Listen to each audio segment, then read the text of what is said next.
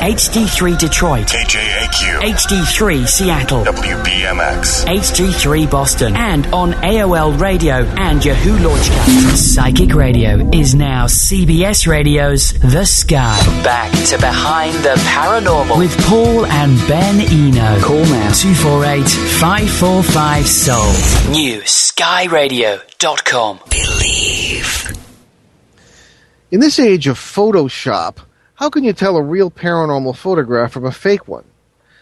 Why has mainstream science ignored the UFO phenomenon?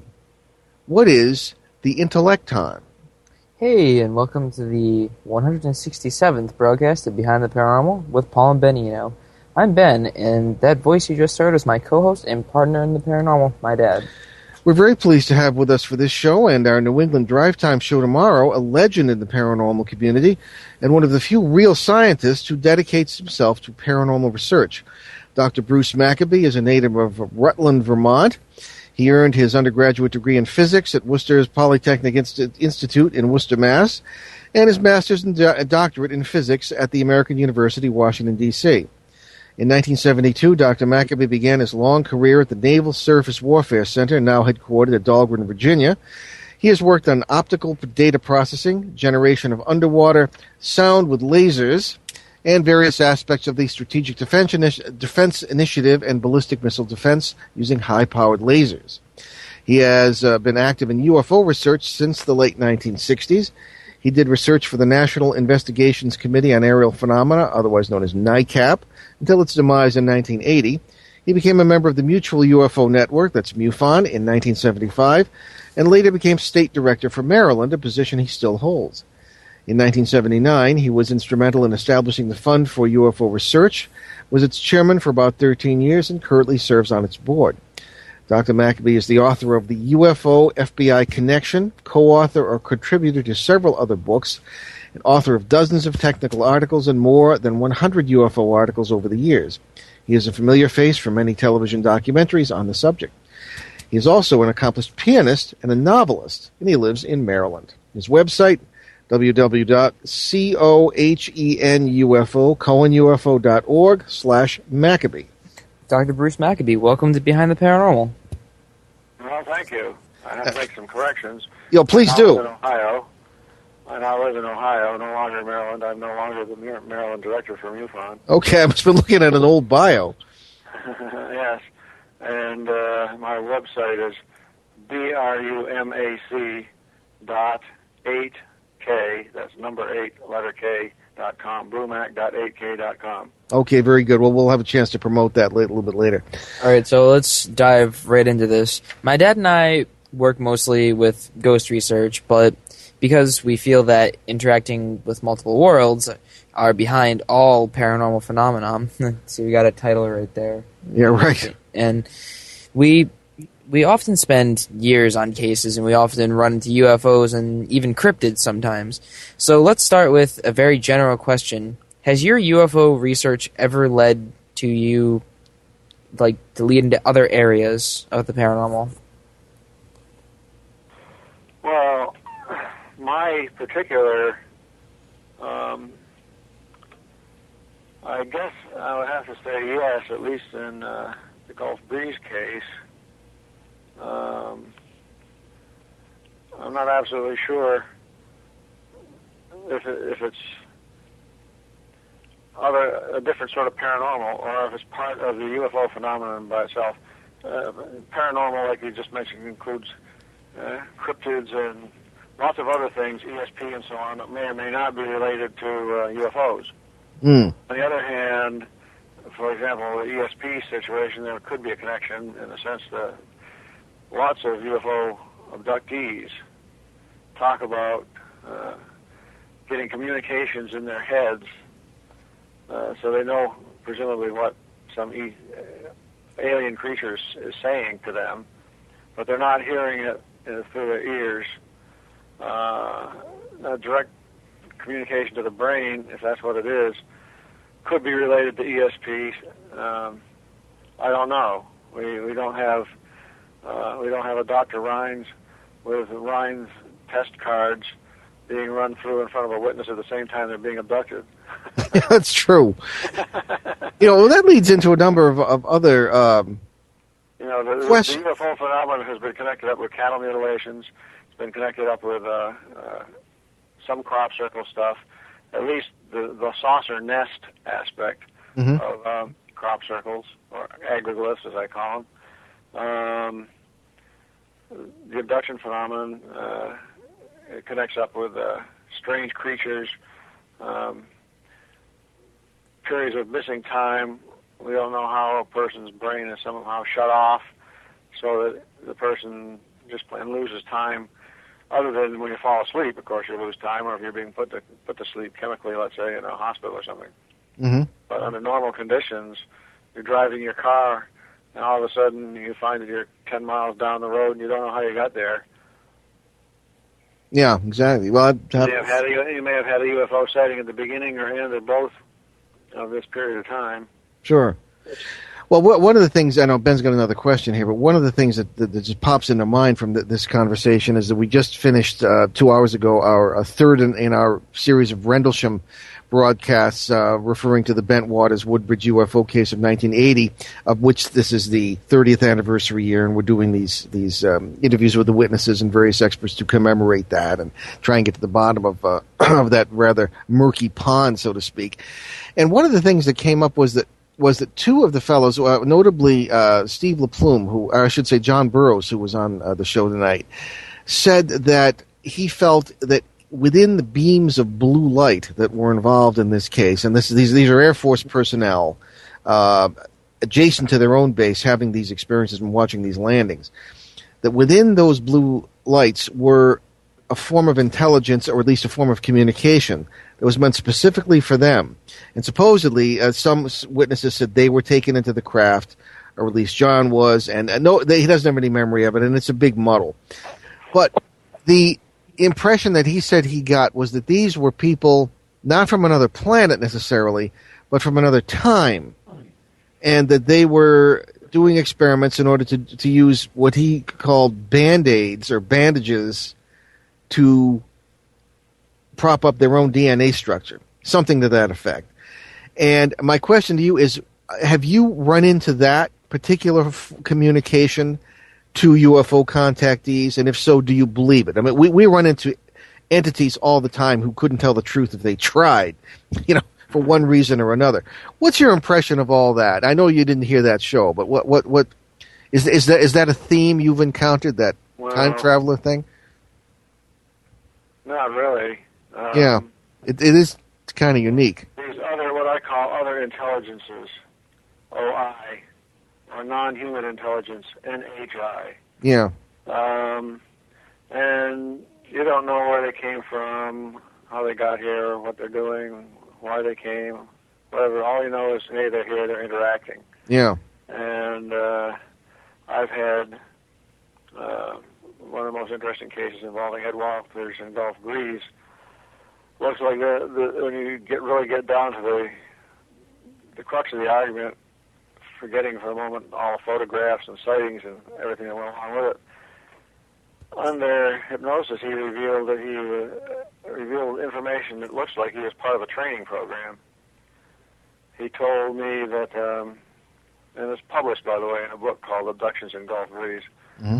It was written in 1992, I think. Anyway, he told me that there were cases, and this information that came out under hypnosis was done by a clinical psychologist who worked for the police department, did criminal investigations and stuff. And this guy, the psychologist, concluded that Ed was normal and not faking this stuff. Yeah. He said, Ed said that there were several instances where what he recalled was he'd be put into some predicament of some sort, and then all of a sudden the predicament would end, and he'd be taken to what seemed to be a room, some sort of a funny thing put on his head, and then he would begin replaying this experience, whatever it was. And but before that happened, before the replay occurred, they'd bring in some small creatures. The larger ones would bring in small ones. Put the same sort of device on their heads as he had on his head, and then he would go through this experience maybe several times. Each time they would bring in new little ones. That's so odd. And this sounds very much like a sort of a training experience. This is how a human reacts to this sort of a predicament, whatever it was. Okay, well, let Ben ask his... I'm sorry, was that all you... Continue if you need I was going to say he was quite specific in the instances. One that sticks in my brain, which was a good test of humanity, you might say. Yeah. Is that he found himself in a room with, what was it, 3 little children, I think it was, and two barrels that were semi-large, like 50-gallon oil drums or something like that. Interesting. And all right, so, into this room comes a monstrous creature that's got jaws and teeth, and it looks like it's going to try eating somebody. So he's confronted with this problem. The barrels are big enough so he can put 2 little kids in a barrel, but he can't put himself in with the kids. If he puts himself in, he can't put any kid in. So with 2 barrels and 3 kids, he has a choice. Does he leave one kid out to get eaten while he gets into one barrel and puts the other 2 kids in another barrel? Or does he sacrifice himself for the kid, put the kid in the barrel, and try to meet the creature head on? So he said he took the second option, put the kids in the barrels, put the lids on the barrels, and turned to face this creature. And all of a sudden the walls melted away. Everything suddenly just changed. And he's back in this room with a thing on his head, and they bring in a whole bunch of little creatures. They put the little hats on their heads, and he replays this whole experience. Well, that's as subtle as a ton of bricks. Yeah. Well, okay, we're coming up on a break here, but Ben, I want to get back into the Gulf Breeze case after Ben asks this question here, and I think we're going to have to wrap for our break, and sure enough, I believe we are. We're going to be right back, folks, with our marvelous guest here, Dr. Bruce Maccabee, here on Behind the Paranormal with Paul and Benino on CBS New Sky Radio, newskyradio.com. Stay with us. CBS Radio's The New Sky. NewSkyRadio.com. Across the Veil with April Lugo. Join April Lugo each Tuesday night at 7 for Across the Veil. Across the Veil is a show that promises to be a unique experience as April connects and communicates with those who are across the veil. April receives guidance and wisdom from the ancients, angels, masters, teachers, and guides, as well as hearing messages from those who have preceded us across the veil, family, friends, and loved ones alike. The program is an excellent opportunity for you to hear from those who are across the veil. April will be answering questions and giving insight. That's the main reason for the program. Across the Veil at 7 Tuesday on The Sky. Look up to the sky. Psychic Radio is now CBS Radio's The Sky. Reach out, newskyradio.com. How the hell do we wind up like this? And why weren't we able to see the signs that we missed? And try to turn the tables. I wish you'd unclench your fists and unpack your suitcase. Lately there's been too much of this, but don't think it's too late. Nothing's wrong, just as long as you know that someday I will. Someday, somehow, I'm gonna make it alright, but not right now. I know you're wondering where. Someday, somehow, I'm gonna make it alright, but not right now. I know you're wondering where. Well, I'd hope that since we're here anyway, that we could end up saying things we've always needed to say, so we could end up staying. Now the story's played out like this, just like a paperback novel. Let's rewrite an ending that fits instead of a Hollywood horror. Nothing's wrong, just as long as you know that someday I will. Someday, somehow, I'm gonna make it alright, but not right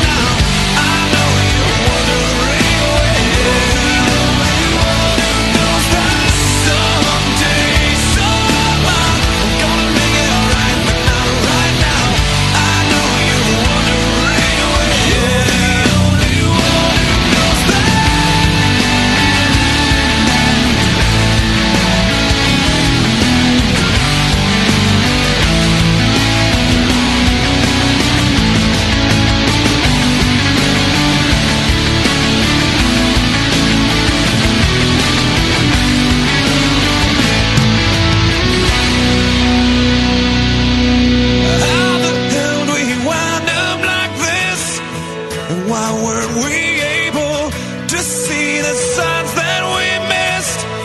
And try to turn the tables. Now the story's played out like this, just like a paperback novel. Let's rewrite an ending that fits instead of a Hollywood horror. Nothing's wrong, just as long as you know that someday I will. Someday, somehow, I'm gonna make it alright, but not right now. I know you're wondering where the only one who knows that. Someday, somehow, I'm gonna make it alright, but not right now. Psychic Radio is now CBS Radio's The Sky. Back to Behind the Paranormal with Paul and Ben Eno. Call now 248-545-SOUL. New skyradio.com.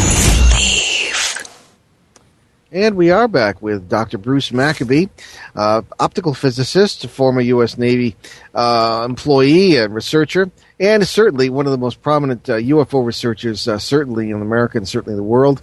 Very familiar face on many television documentaries and long history of excellent work in that field. So we were going to get into the Gulf Breeze case, but first of all, Ben had a question. We're going to... All right, so while working for the U.S. Navy, what did you learn that helped you in your UFO research later? Well, I learned stuff about photoanalysis and atmospheric physics that played a direct role in my analysis of the Trent photo case. I don't know that there was much other than that that I did. Certainly, creating underwater sound with lasers didn't help me any. Well, if you're going to research the bloop, maybe it would. The what? The bloop? Is that what it's called? An undersea sound that supposedly has been picked up. Some people think it's seismic. Other people said if it was a creature, it's the biggest creature. You know, it's one of the little nooks and crannies of the paranormal we sometimes get into on this show. I'm sorry to interrupt. Yeah. Well, anyway, I think probably the main thing was stuff about film that I had to learn, the way film records images and fine details of that. I had to learn in order to analyze the Trent photo case, and of course what I picked up and my access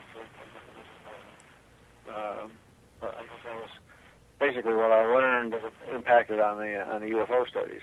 Okay. Now, you put a great deal of work, Dr. Maccabee, into the Gulf Breeze, Florida UFO sightings that began in 1987. Now, can you, just for the sake of listeners who might not know about it, can you tell us about that case, how you got involved with prime witnesses Ed and Francis Walters, and what your conclusions were? Yeah, this is an extremely complicated situation because literally it lasted for years and involved this guy Ed Walters, who was a housing contractor, and he used to be in Gulf Breeze, and he later moved to Pensacola. I don't know exactly where he is now, but anyway, he has started having these sightings, and then other people did as well. One thing that's not generally known is the night or early morning of the day that he had his first sighting involved a sighting at 2:30 in the morning.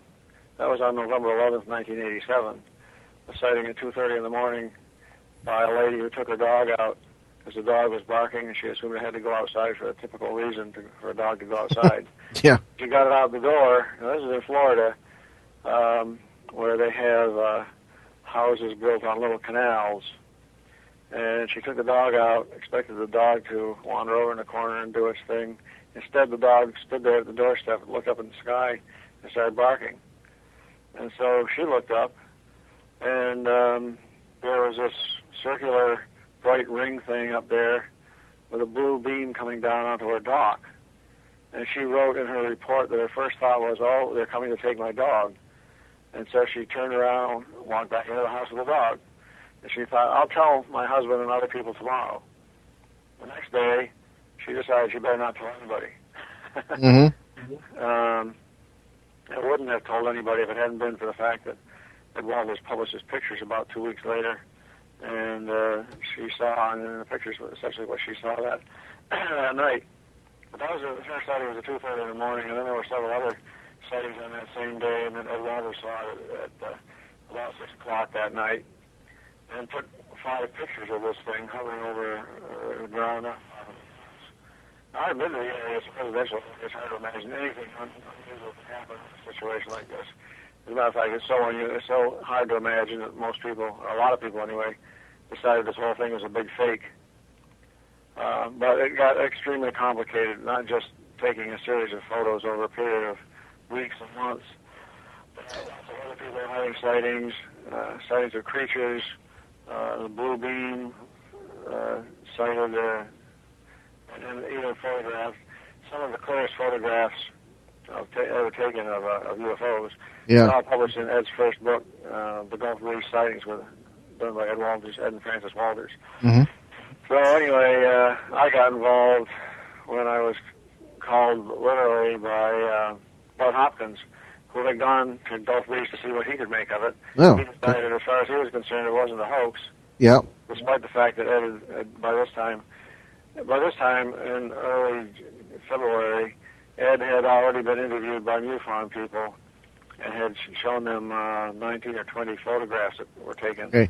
Bruce, I'm going to interrupt you. I'm awfully sorry, but we have a caller who called in about the photographs. We have now. Let me just tell everybody that if you have access to a computer, if you can go to our show website, behindtheparanormal.com, there is a talking points page, and click that, and at the top, you will see several photographs related to this show that we sent to Dr. Maccabee in advance for his opinion.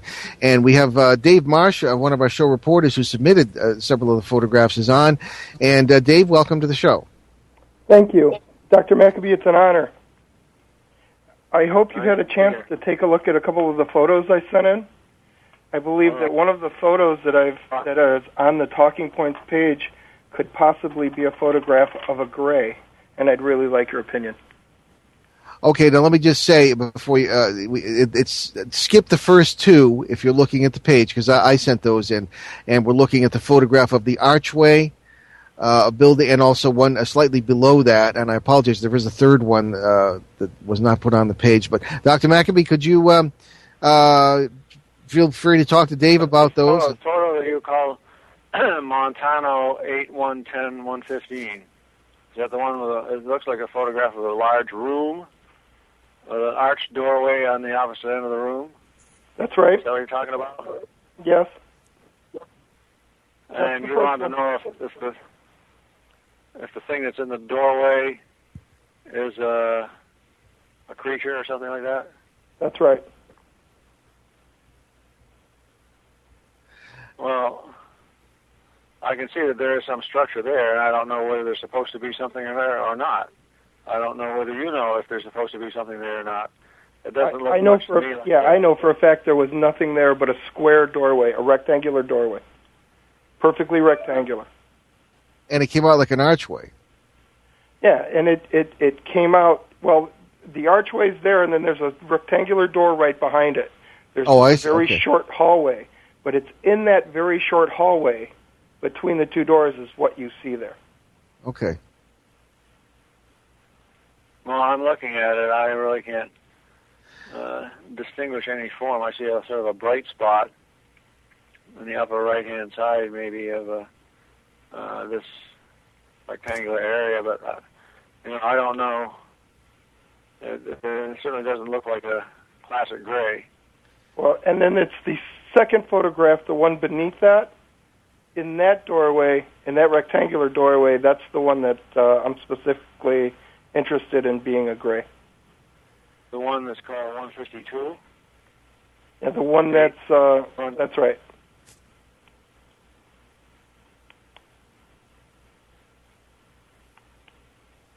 You'll see the black eyes. And there were reports in that location of people being I'm looking at the wall of a big empty room. It's got two square doorways. Is that what you're talking about? There's another picture with an open door with some graffiti, and it's in that open doorway. Yeah, on the site, it's a little bit. It was cropped. So Dr. Maccabee would have the original. Yeah. Well, I'm looking at one time Montana 8/1/10/152. Right. I think you want to look at the other photograph that was sent to you. There were several.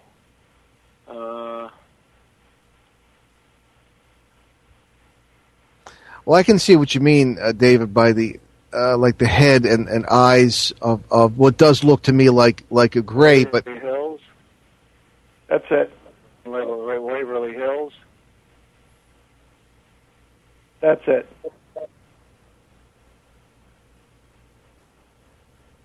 Yeah, there's. It's sort of a tilted picture. It looks like you're right next to the camera is right next to a door, which is opened up. I can see at the left-hand side into another room, I guess. The wall, the doorway and the wall are slanted.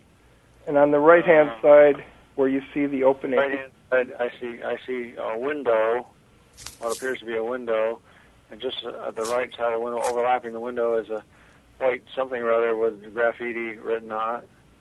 That's right. And then next to that with the graffiti. There's essentially a rectangular area that looks like it's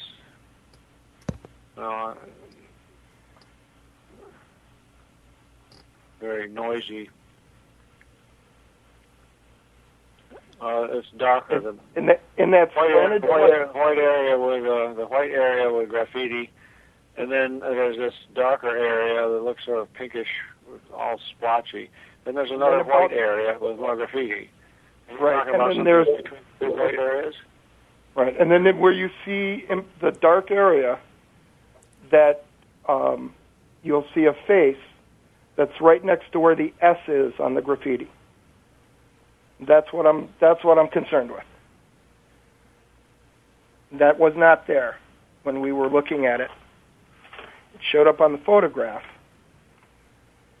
But that's a doorway, not a wall. Right, that's a doorway in between. Okay. Right, that's a doorway in between the two. Where you see the Y and the S, that's an open door. That's opened all the way back. The Y and the S is on a door, is that what you're saying? Oh, wait a minute. I'm looking at obliquely at two doors that are opened up from a wall. In that dark space in between the two, about a third of the way down from the top, to the left-hand side of the dark space is exactly what I'm asking about. There seems to be a little brightened area with respect to the S in the graffiti. That would be about the 4 o'clock position. Right. A little bit and into the dark area, but it just looks like a sort of a circular, slightly brighter area with a dark spot in it. And that's just a dark, open space is all that was. So whatever's there showed up on the photograph, and it's just very interesting, the shape. And when there were complaints at this particular location of people seeing and reporting this type of an entity with the big dark eyes. What sort of camera was this taken with? You only see, if that's right, then you're only seeing the right eye of this entity or something like that. Yeah, you're seeing the left eye. And it looks right. And you what you're seeing is you're seeing the left eye, and the right eye is a little bit behind the doorway, about halfway. Yeah, well, I can see what you're saying. My only question is, what sort of camera was this taken with? And bear in mind that the camera picks up things the naked eye will not, spectra, that sort of thing. And but Dr. Maccabee's the expert. No, I don't know what kind of a camera and film are you using. This was digital, and it was taken at about 10 meg resolution. Okay, fellas, we're going to have to wrap for a break, but stay on the line, Dave. I don't want to put too much time into this, but I'd like to finish the conversation. So we'll be right back behind the paranormal with Paul and Ben Eno on CBS New Sky Radio, newskyradio.com, and stay with us. CBS Radio's The New Sky. newskyradio.com. This is the Lisa J. Smith Show. Listen to Lisa J now at 3 o'clock Eastern. This is Lisa J. Smith, and I am here to give you messages from Spirit. Give us a call so I can connect with you. Look up to the sky. Psychic Radio is now CBS Radio's The Sky. Reach out, newskyradio.com. Hello, baby, hello. Haven't seen your face for a while. Have you quit doing time for me? Or are you still the same spoiled child? Hello, I said hello. Is this the only place you thought to go? Am I the only man you ever had? Or am I just the last surviving friend that you know?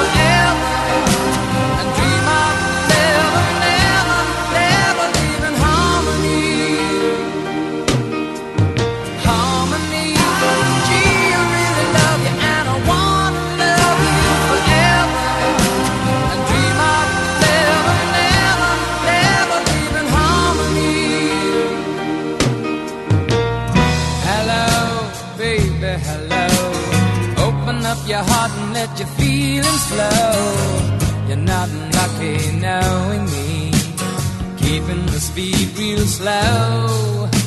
In any case, I set my own pace by stealing the show. Say hello, hello.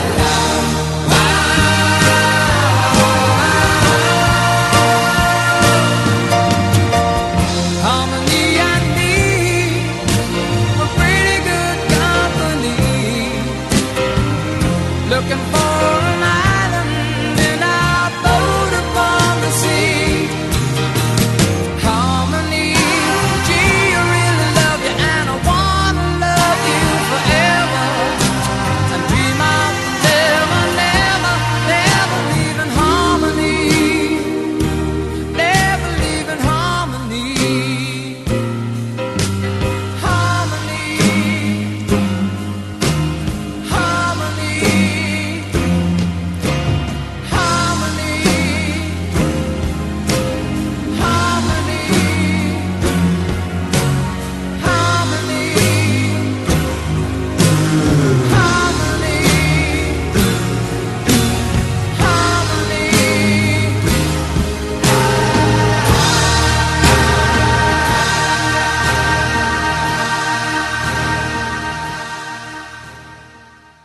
Psychic Radio is now CBS Radio's The Sky. Back to Behind the Paranormal with Paul and Ben Eno. Call now 248-545-SOUL. newskyradio.com. Believe. And we are back Behind the Paranormal with Paul and Ben Eno and our guest, Dr. Bruce Maccabee, optical physicist and UFO expert. And we're looking at a few photographs on our show website submitted by one of our fine show reporters, Dave Marsh, from Illinois, or Indiana, I'm sorry. And we are looking at BehindTheParanormal.com, the Talking Points page. And there's a particular photograph. It's a rather small one on the site. And we were talking during the break, Dave, and we're going to have to wrap this up because we're going to move on. But there does appear to be something certainly in that doorway, and I'm sure Dr. Maccabee would agree that you really can't say this is a ghost or this is a gray. I don't know. Am I right, Doctor? You just say this is an anomaly. Well, I'd say it's an anomaly, but it does bring up a point. Yeah. You said it was an opening into a big room or something like that. There's a room there.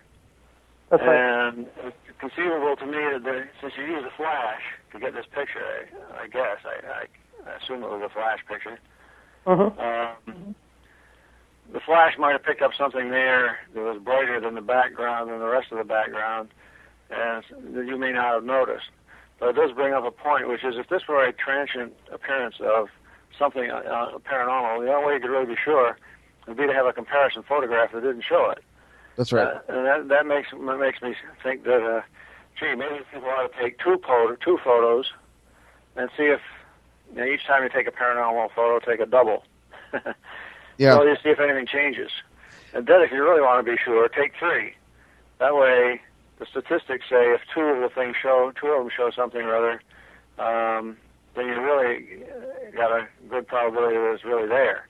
That's what we do routinely. Mm-hmm. Yeah. Okay. Do you take several pictures without moving the camera at all? Yeah, absolutely. Well, see, you got to remember, I was in the newspaper business for 30 years, so I have the reporter's syndrome.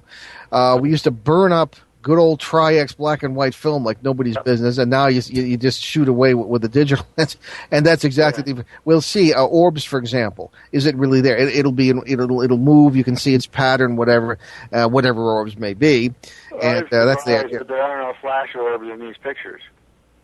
Oh no! I'm just saying that's an example of something we've done, but yeah, we do exactly what you just advised. So whether David does, I don't know. Do you have any other photographs, David, of this? Did you take more than one shot at this location? Yeah, there are other shots, and I do have other shots of that doorway. I can send those as well. And I'd like to pursue it further, but that's absolutely good advice, and I do try to do that. Okay, send them along. We'll with Dr. Maccabee's permission, I'll send them along to him, and we'll let you know. Okay. All right. Well, thank you very much for checking in. All right. Thanks. Okay. And thank you, Dr. Maccabee. You're welcome.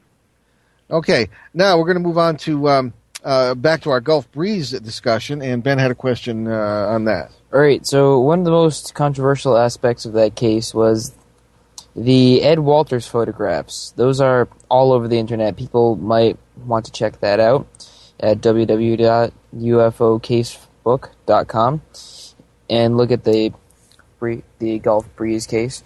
So, as an optical physicist, how do you go about determining whether a photo is genuine or at least not faked? Yeah, especially in the case of the Gulf Breeze ones where fakery was accused. Yeah, well, that question demands a whole bunch of different answers because what you do depends on what the picture shows. Mm-hmm. And ultimately, the best that a picture could do would be to provide support for the witness. The worst it can do is contain clear evidence of a hoax. If you can't find it, if you take a photo and you can't prove that it's a hoax, that doesn't prove it's not a hoax. You really have to fall back on the circumstantial evidence,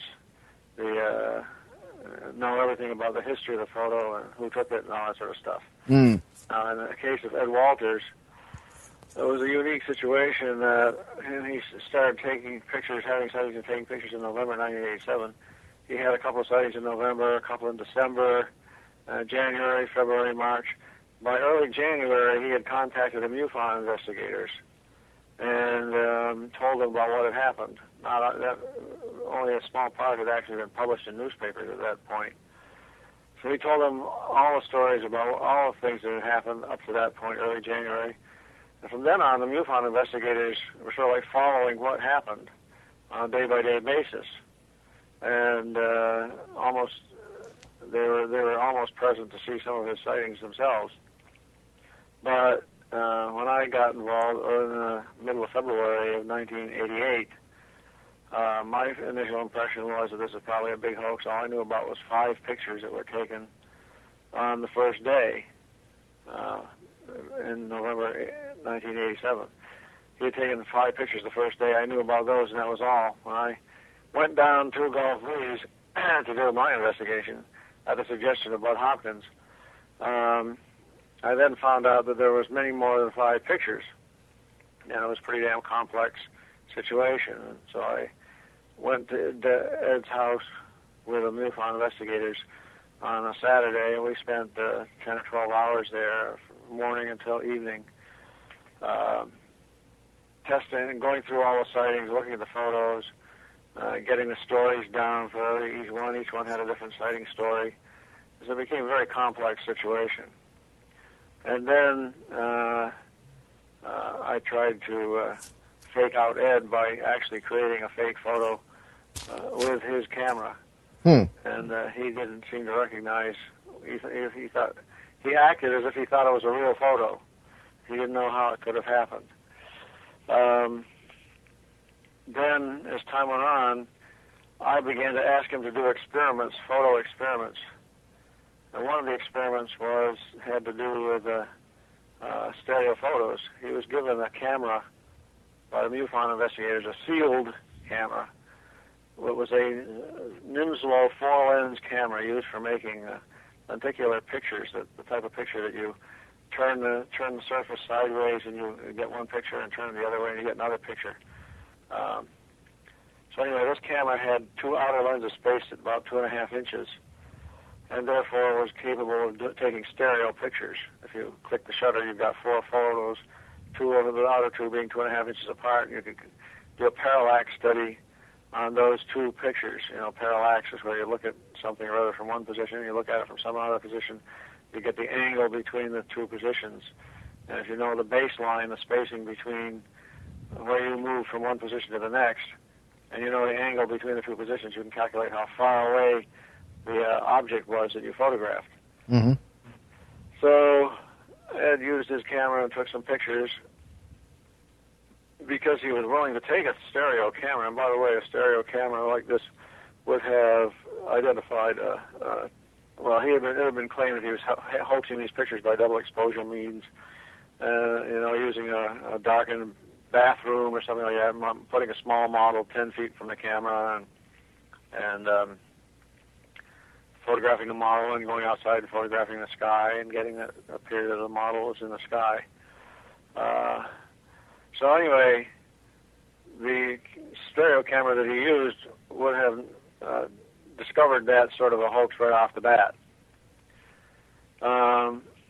Since he was willing to, but it turned out that there was no evidence of a hoax anyway, because he had been willing to do a stereo photo, which, as I said, could have proven it was a hoax if it were a hoax. I suggested that he make a bigger stereo camera. Okay. Out of a couple of Polaroid cameras, and he in fact made one. I suggested a 1 foot separation. He did me one better, and he went and did a camera with 2 foot separation. With such a camera, you could expect to be able to detect the distance out to 500 to 1,000 feet. Uh-huh. Certainly much farther than hoax object distance. Okay, we're going to have to wrap for a break, I'm sorry, but we'll come right back with that thought. Behind the Paranormal with Paul and Ben Eno, CBS News Sky Radio, newskyradio.com. Stay with us. Psychic Radio, psychiconair.com. The Wake Up Call with Ellen Tom. Even though I love him and I'm worried about him, it is a blessing in disguise because I'm doing things to help me take better care of me. Good for you. Hi, it's Tom Force. Reverend L. Newman and I are here Monday nights, 7 till 9, prime time, Eastern time in the United States, with Wake Up Call on Psychic Radio. Psychic Radio. We know you're listening. Life is a journey. Let us be your guide. Reach out on the net now, psychiconair.com. Look for Psychic Radio on your AOL radio player.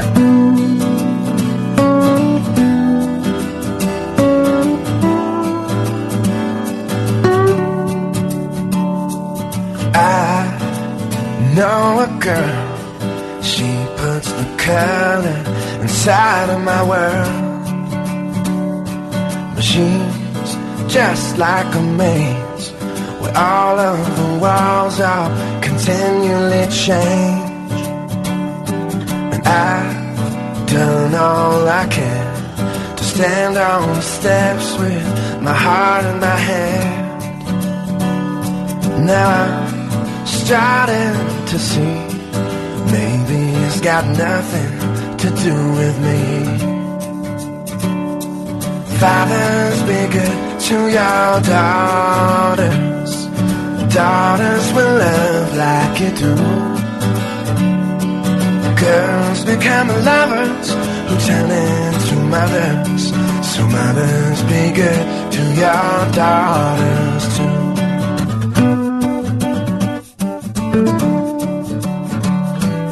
Oh, you see that skin? It's the same she's been standing in since the day she saw him walking away. Now she's left cleaning up the mess he made. So fathers, be good to your daughters. Daughters will love like you do. Girls become mothers, be good to your daughters too. Boys you can break, you find out how much they can take. Boys will be strong, and boys soldier on. The boys would be gone without one from a woman's good heart. On behalf of every man, looking out for every girl, you are the God and the weight of the world. So fathers, be good to your daughters. Daughters will love like you do. Girls become lovers who turn into mothers. So mothers, be good to your daughters too. So mothers, be good to your daughters too. So mothers, be good to your daughters too. Psychic Radio is now CBS Radio's The Sky. Back to Behind the Paranormal with Paul and Ben Eno. Call now 248-545-SOUL. New skyradio.com. And we are back with our guest, Dr. Bruce Maccabee, optical physicist, and we're talking about the famous Gulf Breeze, Florida UFO case starting in the late 1980s. And one of the most controversial aspects of those, of course, being Ed Walters' photographs. A lot of people accused him of fakery, but Dr. Maccabee is telling us that that did not seem to be the case. So please continue with what you were saying, Doctor. Okay, I will. I was talking about the stereo cameras, but I'd like to point out, by the way, that if you took Ed away, remove Ed from the case completely, you still had hundreds of sightings down there over a period of a couple of years. Mm-hmm. People who were totally unrelated to Ed had sightings in that area. Anyway, as far as Ed's sightings are concerned, he was willing to take photos with a camera that would have immediately detected hoaxing of the form that was suggested, namely taking a small model near the camera, photographing it against a black screen, then taking the camera outside and taking a second exposure of the same picture, but this time exposing it with the scenery so that in such a way that the image of the model would appear to be up in the sky, well-known form known as what I call simple double exposure. Well, the stereo camera situation would completely obviate the small nearby model hoax hypothesis. Ed made this camera, as I said, with a 2-foot baseline between two Model 600 Polaroid cameras. Now, with his old Polaroid camera, you could take double exposures by clicking the shutter open. Under ordinary circumstances with this older Polaroid camera, a typical picture would be you take a picture, you click the shutter, then you pull the film out of the camera to begin the development time. That's the way the old Polaroids worked. You had to pull the film out, and they would pull a roll of film between rollers that are inside the camera. They would squeeze some developing jelly onto the negative, and then you wait 60 seconds, and then finally you open up peel the picture away from the substrate material, and there you've got your final picture. Now the thing about this old Polaroid camera was you could click the shutter any number of times before you pulled the paper out. So it would be real easy to make a double exposure, and I did that right in his face. When I went there in February of 1988, I used his camera to make a double exposure, and he didn't seem to recognize what was going on. But then, when he made his stereo camera, he used two Polaroid Model 600. With the Model 600 camera, there was an electric motor drive, and when you pushed the button, it immediately ejected the film, and you could watch the picture then develop right before your very eyes. So there was an extreme difficulty in doing a double exposure with this automatic camera. Well, so he had two of these cameras 2 feet apart, and over a period of a couple of months, he took 3 stereo photos with these cameras. Now, the thing about a stereo photo is, if you know the separation between the cameras, you know the sighting angle, the sighting line from one camera, and the sighting line from the other camera, there's an angle between those two sighting lines. If you know that angle and you know the spacing between the cameras, you can calculate how far away the object was. And in the first stereo pictures, it looked like the thing was about 100, if I recall correctly, 180 feet away, which clearly makes it, this is out over an area of woods and water. Gulf Breeze is on the north side of the Santa Rosa Sound, and this was in a park on the south side of Gulf Breeze, right on the Santa Rosa Sound. Anyway, he took that picture, then he had another picture which he took in his backyard. The most important one by far was one that occurred on May 1, 1988. By this time, he was having only a few sightings per week or per month, but other people had lots of sightings by this time. So anyway, on May 1, he took a picture of an object. The camera was out looking out over the Santa Rosa Sound. And we know where the camera was pointing because we see lights from a bridge, the Bob Sykes Bridge that goes over the Santa Rosa Sound. We see the lights in the bridge on the film. So they provide a good calibration for the film itself.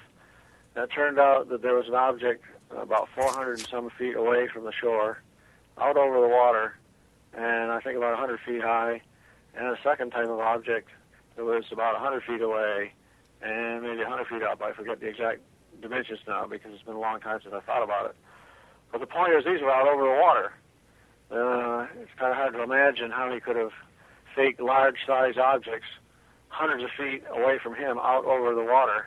Now, were you present for the taking of any of these photographs? I was not present. No, I didn't even live in Gulf Breeze. Okay. Most of these pictures were taken with him by himself.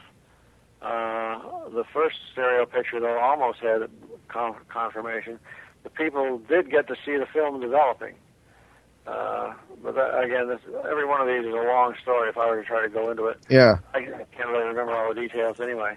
Now, Ed had been criticized for taking pictures by double exposure methods, and one of the most famous pictures is what's called a road shot, which shows an object hovering over a road which was ahead of his truck.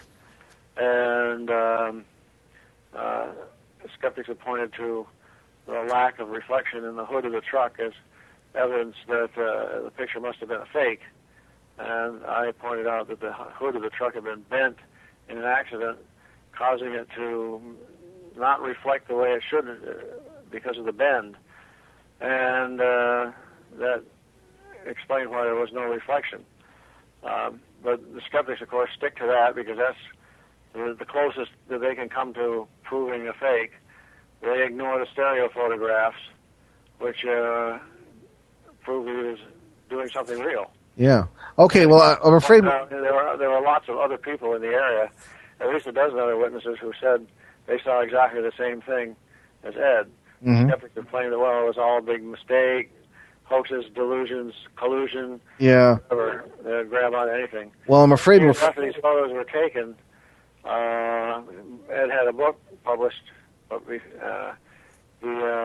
Gulf Breeze sightings, and then an investigator, a local news reporter, found out that the guy who had moved into Ed's house, the house that Ed had lived in when he took the pictures in 1987 and 88, Ed had moved out of that house. A year and a half later, we sold it. The guy who bought the house found a model similar to the stuff that Ed was photographing, but not identical. Mm-hmm. I'm afraid we're fresh out of time. We're going to have to stop. I'm very happy to say that we'll continue our conversation with Dr. Maccabee on tomorrow night's New England Drive Time show, and we'll give the details of that in just a second, but we got to close out now. Dr. Maccabee, thank you very much for being on, and we'll be with you tomorrow night again, and we'll continue the conversation, but thank you so much. Okay, I look forward to it. Okay, don't forget. Okay, there we go. All right, we'll continue with Dr. Bruce Maccabee tomorrow on our New England Drive Time show, Boston, Worcester, Providence Triangle, WOON, 1240 AM on onworldwide.com. That'll be at 6 p.m. Okay. Remind everyone who can get there that the Exeter, New Hampshire UFO Festival is coming up Saturday, September 4th, and we don't have any more time to talk about that. So many thanks to our producer, Will Kosnick, and we will see you right here next Sunday, September 5th, 7 p.m. Eastern, 4 Pacific, and CBS New Sky Radio. And we'll welcome, actually me, and my subject will be science and the paranormal. I hope you'll be surprised and stimulated by what you hear, but I guess I'm going to be the guest. All right, so don't forget about podcasts on www.behindtheparanormal.com, and you can hear rebroadcasts of Behind the Paranormal on Saturdays at 7 p.m. Eastern, 4 Pacific, right here on CBS New Sky Radio. And we're not going to give you a quote because it's a long one from General George C. Marshall talking to President Roosevelt. We'll save it for tomorrow night. See you next week.